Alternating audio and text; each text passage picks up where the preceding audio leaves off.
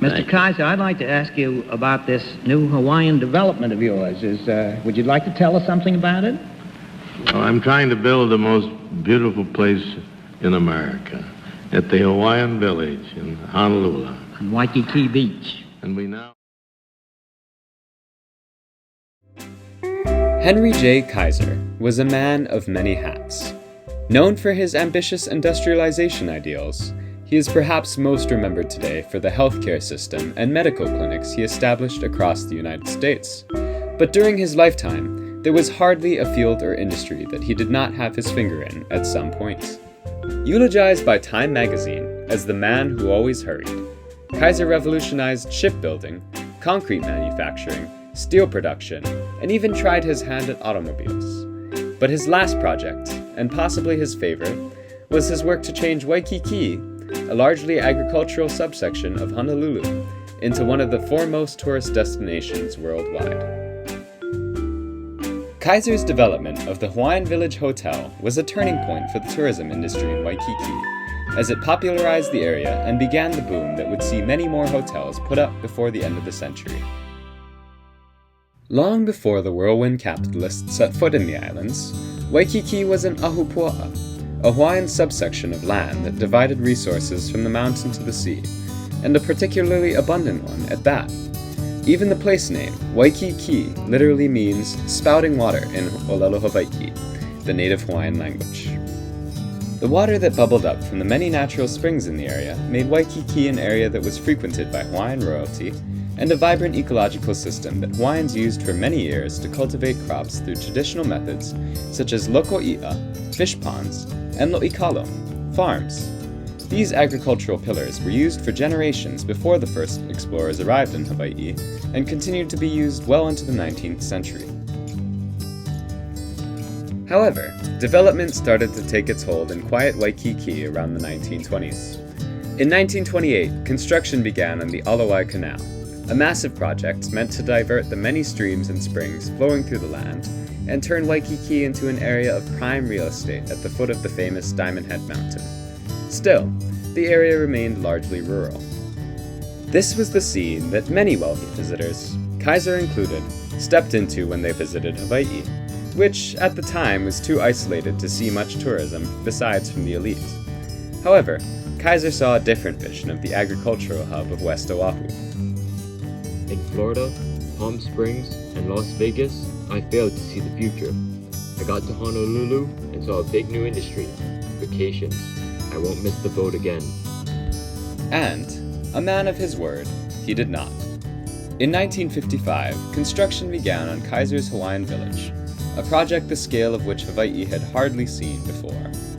So on Oahu, a few large hotels had already been built, but the Hawaiian Village Hotel was something completely different. Kaiser came in and raised the bar for what was possible in terms of hospitality at the time. To construct one of the largest and most famous hotels in the world, Kaiser had to devote large amounts of his time, money, and influence to level and develop over 16 acres of land, construct a massive saltwater lagoon, build a state-of-the-art geodesic dome, and even construct his own beach. To this day, the Kahanamoku Beach is one of the highest rated beaches in the world. CNN even listed it as the second best beach in the US. But did you know the entire mile-long stretch is man-made? To build it, Kaiser had to dredge thousands of pounds of coral and sand and ship it to the coast in order to remake the rocky terrain that was originally there. The project was a massive undertaking to organize and create. If you ever want to put into perspective how much power Henry J. Kaiser had in Hawaii, look no further than the Kahanamoku Beach. In classic Kaiser fashion, however, the Tycoon saw it a little differently. We bought 30,000 yards of sand from the other side of Oahu, trucked it here, and, presto chango, we had a new mile-long beach. But Kaiser needed more than just a new beach to realize his dream for Waikiki. It was time to start marketing. Posters, newspaper ads, and radio broadcasts were all used to spread the word about the hot new tourist spot in the middle of the Pacific.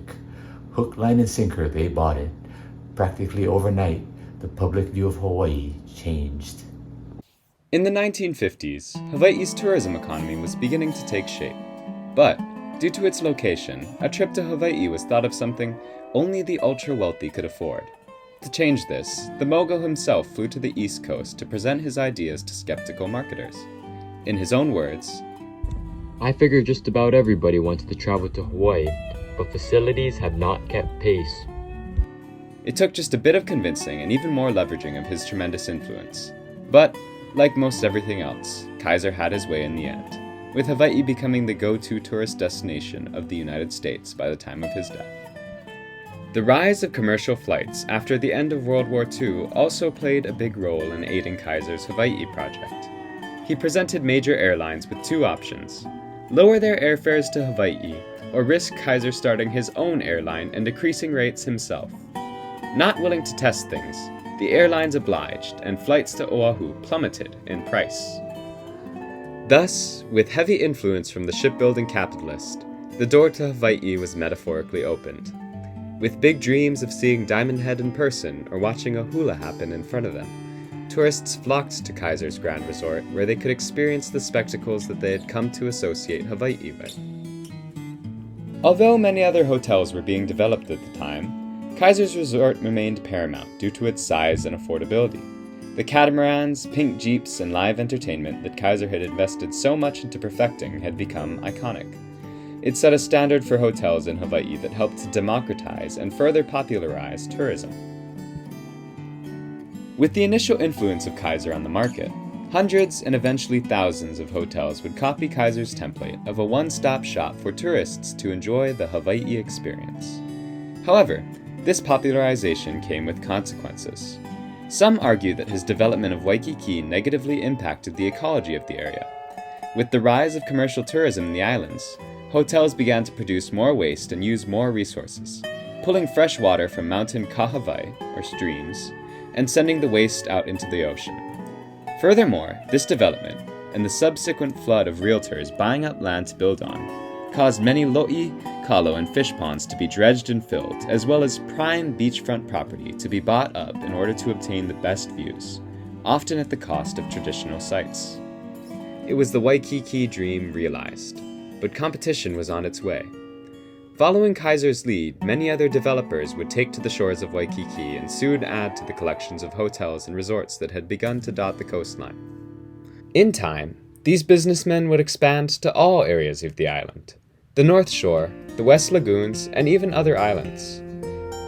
With the introduction of color television, which Kaiser had a hand in introducing to Hawaii by purchasing radio and television stations and airing shows such as Hawaiian Eye, these island destinations popped into every home across the continent, and so did dreams of visiting Waikiki, and by extension, Kaiser's Hawaiian Village.